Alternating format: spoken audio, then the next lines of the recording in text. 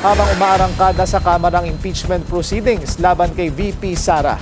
Gumagalaw na rin ang Office of the Ombudsman para himayin ang mga testimonya at dokumento na magpapatibay umano sa mga reklamo laban sa pangalawang Pangulo. Narito ang agenda report ni Joan Manalo. Handa na ang Office of the Ombudsman na ilabas ang Statement of Assets, Liabilities and Net Worth o SALN ni Vice President Sara Duterte matapos silingin ng House Committee on Justice ang mga kopya nito para gamitin sa ongoing impeachment proceedings sa Kamara. Ayon kay Assistant Ombudsman at Spokesperson Miko Clavano, mas mabilis na mailalabas ang SALN ng bise dahil bukas na rin naman sa publiko ang access sa mga SALN ng public officials na nasa ilalim ng tanggapan. Kabilang sa mga hinihingi ng komite ang SALN ni VP Sara mula 2007 hanggang 2025. Ibig sabihin, kasama ang mga SALN noong termino niya bilang Mayor at Vice Mayor ng Davao City. So even a simple request would do, no? And so much more if it is a subpoena, we will comply.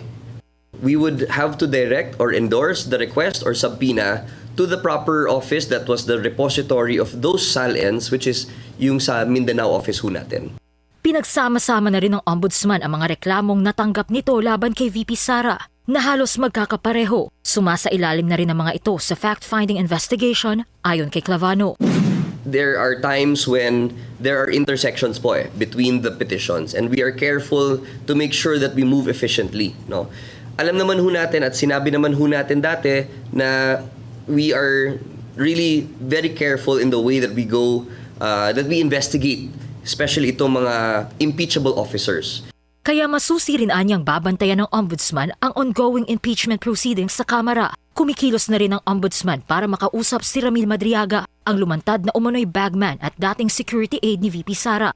Sinusuri na ng tanggapan ang mga alegasyon at nilalaman ng isinumite nitong affidavit Desyembre nakaraang taon. Because we understand the political ramifications here, no? If the Congress has the intention to talk to him, we do not want na sasabay kami at maguguluhan lang po si Mr. Madriaga dahil may mga tanong sila, dahil may ongoing impeachment, meron din kaming ongoing fact-finding. So we want to make sure na isa-isa muna. Sa kabila naman ng impeachment proceedings laban kay VP Sara, magtutuloy pa rin anya ang investigasyon ng Ombudsman dahil hindi naman ipinagbabawal ang parallel investigation dito. Para sa agenda, Joan Manalo, Billionaire News Channel. Asikasuhin muna ang mga problemang dulot ng Middle East crisis bago ang impeachment ni VP Sara. Yan ang unsolicited advice ni political analyst Maluti Kia kay PBBM. Sa at the forefront ng Billionaire News Channel, tinawag ni Tikia na bad optics ang pagpapatuloy ng Duterte impeachment habang nagdurusa ang mga Pilipino sa mataas na presyo ng krudo. Kung ako si Pangulong Marcos, sasabihin ko itigil niyo muna yung impeachment. Harapin muna natin yung krisis. Hindi ko sinasabing wag maging accountable, hindi.